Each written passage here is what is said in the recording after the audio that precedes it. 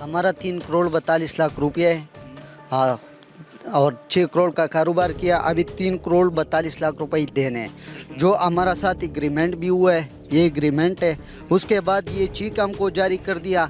Check जारी हो गया, चेक बोनस हो गया, तो फिर मैंने उसको कल उल्टा धमकियाँ मिल रहा था।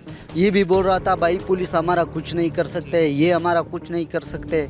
जो चेक का आपको मिला था, वो जब आप उस पर एफआईआर करवाने के लिए निकले तो उल्टा धमकियाँ आनी शुरू हो गई। धमकी आना शुरू हो गया। ये लोग भाग गया, घर चेंज कर दिया और धमकी व्हाट्सएप पे धमकी दे रहा था, हम ये करेगा, हम आपका वो करेगा। लेकिन मैंने धमकियों से नहीं डरा, मैंने एफआईआर करवाया। फिर जो है एसएसपी की तरफ पेश हो गया, तो मैंने बोला ये बंदे है, उसने कैमरे लगाए हुए जगह हमने ढूंढ लिया।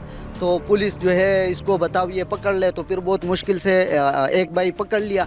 अभी 2 भाई बाहर है, साद जुल्फ़कार समी अजीज़, जो वो दोनों इश्तिहारी है। उस पर भी किसी पे 8 एफआईआर है, किसी पे 6 एफआईआर है।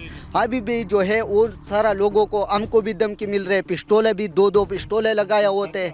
हाँ, तो असले के लिए तो सीसीडी ने जो है वो वाज़ेह पैगाम दे दिया है कि कोई नुमाइश नहीं करेगा, अगर किसी के पास इलीगल है तो वो जमा भी करवा दे। ये लोग आपको अभी भी दिखा रहे हैं? अभी भी दिखा रहे हैं। ये कारी साहब पिछली हफ्ते में गया और उसके घर पे अपना पैसा मांगने के लिए वो आ गया और इसको पिस्टोलें दिखा रहा था, धमकियां भी दे रहा था।